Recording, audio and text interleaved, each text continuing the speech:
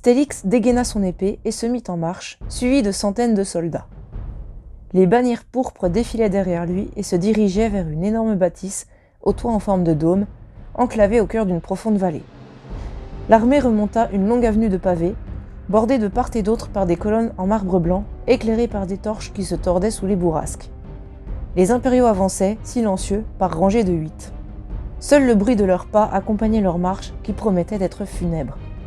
Sous l'éclat timide de la lune, les épées rutilaient et les boucliers, frappés d'un symbole qui représentait un serpent-dragon, couvraient les armures sombres des guerriers. Chaque mètre parcouru rapprochait l'armée de la bâtisse. Le calme régnait. Les gardiens de cet endroit ne s'attendaient pas à leur venue. Leurs ennemis profitaient de la nuit pour frapper. Capuchon noir sur la tête, Stélix remonta l'escalier d'un pas conquérant, déterminé. Sa longue cape rythmait sa marche rapide en voltant à gauche et à droite. Sa lame cramoisie brillait sous l'éclat de lune, quand les nuages daignaient la dévoiler. Le rubis incrusté dans le pommeau renforçait encore la beauté singulière de l'arme, cependant, elle avait été créée pour ôter la vie. Et son propriétaire ne s'en priverait pas. Il avait une mission à accomplir. Une mission qui changerait le cours du futur, il le savait. Une mission qui mettrait fin à des siècles de légendes et de gloire, car Stélix et ses légions déclaraient la guerre aux royaumes unis d'Eboran.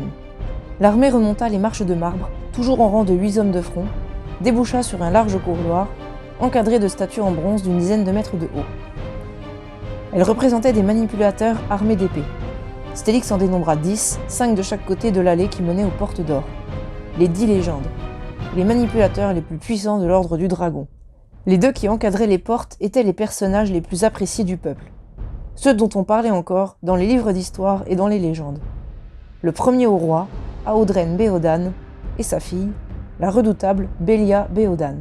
Le jeune conquérant aspirait à les surpasser en tant que manipulateur. Et ce soir, il se rapprochait de son rêve ultime. Les portes d'or s'ouvrirent et l'armée s'immobilisa. Les impériaux plantèrent leurs longs boucliers rectangulaires dans le sol, provoquant un son grave qui résonna dans le vaste hall.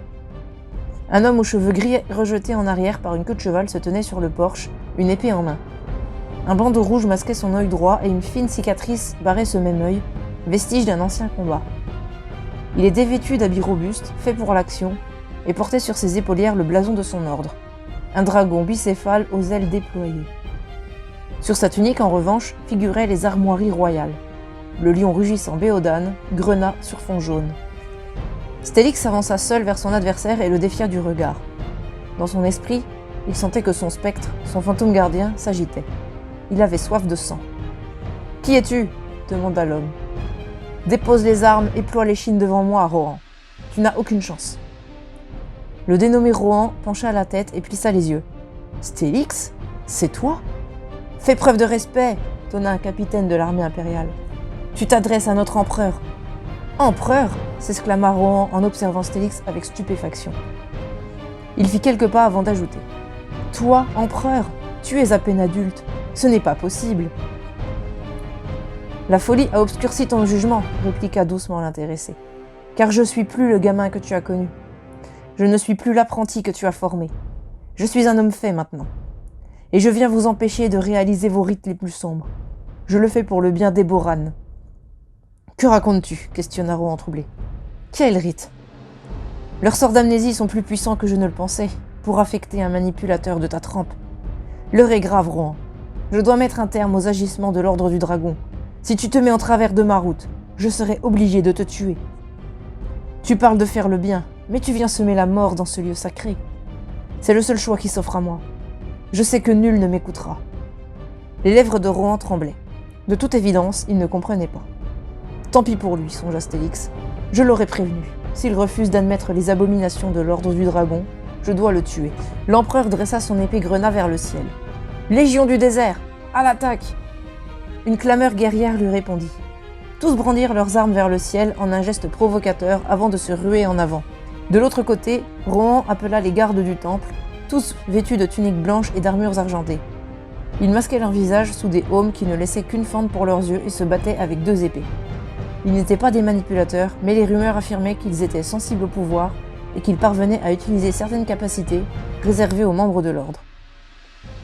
Une bonne mise à l'épreuve pour les soldats d'élite de l'Empire pourpre.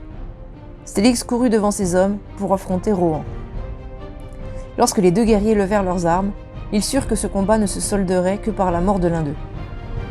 Les épées se croisèrent avec férocité. Les lames prirent des couleurs chatoyantes au contact de l'autre. Celle de Stélix devint rouge écarlate et celle de Rohan jaune électrique. On eût dit qu'un feu magique les embrasait. Les manipulateurs savaient qu'elles réagissaient simplement à leur pouvoir, rien de plus. Autour d'eux, les combats étaient tout aussi violents et intenses. Les gardes du temple ne faisaient aucun cadeau aux impériaux et inversement. Les épées frappaient les boucliers, les lances volaient dans la mêlée. Le sang giclait de partout. Les premières victimes jonchèrent le sol qui se transforma en une mare rouge. Les survivants escaladaient les cadavres pour surplomber leurs adversaires et asséner des coups toujours plus agressifs. Tout en restant concentré sur son propre duel, Stélix veillait à ce que son armée ne fût pas trop affaiblie. S'il perdait tous ses hommes ici, il ne parviendrait pas à accomplir sa mission, détruire les manipulateurs de l'ordre du dragon. Pour commencer, il devait les traquer dans leur temple pour tuer tous les initiés et les apprentis qui s'y trouvaient. Cela suffirait peut-être à les convaincre qu'ils prenaient une très mauvaise voie depuis des années. Ils s'endoctrinaient dans leurs dogmes, pervertis sans qu'ils ne le sachent. Stélix donna un coup de coude à Rohan et dressa la main gauche. Rapidement, il s'immergea dans le pouvoir et généra une boule de feu qui l'envoya droit sur son ancien maître. Rohan l'esquiva habilement par une manœuvre aérienne dont lui seul avait le secret. Stélix répéta l'opération encore 2 fois. Son adversaire repoussa ses flammes en générant, avec son pouvoir, un mur invisible. L'empereur grimaça contrarié. Son mentor n'avait rien perdu de sa maîtrise du vent. Il allait devoir se montrer plus malin, ou plus violent. Avec un sourire cruel, Stélix puisa dans son pouvoir et matérialisa son spectre, l'entité démoniaque qui avait juré de le servir. Une immense forme humanoïde faite de flammes apparut au-dessus de lui, brassant l'air chaud tout autour. Il mesurait une dizaine de mètres de haut et ses bras, longs et fins, tombaient jusqu'au sol. Ses yeux verts perçaient les ténèbres comme 2 flambeaux maléfiques. « Qu'est-ce que... » marmonna Rohan, effrayé. « Ne me dis pas que... » « Si, c'est bien lui, » confirma Stélix triomphant. « Admire sa puissance. » L'air devint étouffant, suffocant, comme si la nuit entière s'était embrasée dans un incendie qui dévorait tout. Le spectre enflammé étira les bras, prêt à se battre. « Tu ne lui résisteras pas !» Rohan serra les dents et unit ses poings. L'empereur sentit qu'il se plongeait dans le pouvoir pour faire apparaître son propre spectre. L'instant d'après, un aigle géant couvert de plaques d'armure apparut face à eux, fier et déterminé. « Où as-tu pu obtenir le pouvoir nécessaire de dompter un spectre comme celui-ci » demanda Rohan. « Ils sont réputés pour dévorer l'âme des manipulateurs qui tenteraient de les capturer. C'est le résultat des entraînements de l'Académie impériale de Vorasrol. Tu as appris des techniques interdites, comprit sombrement Rohan.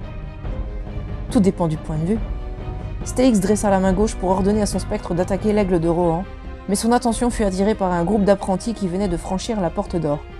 Ils étaient menés par un garçon aux cheveux bruns armé d'une épée, âgé d'une 15aine d'années. L'empereur sentait qu'ils avaient tous un spectre avec eux. Même s'ils ne feraient pas le poids contre le sien, ils pouvaient compromettre sa mission en attaquant son armée. « Sarène !» hurla Rohan. « Prends les initiés, cache-les, sauve-les ! Maître, je ne vous laisserai pas ! Pour une fois, obéis !» Rohan envoya une rafale de vent sur l'apprenti dénommé Sarène, qui tomba en arrière.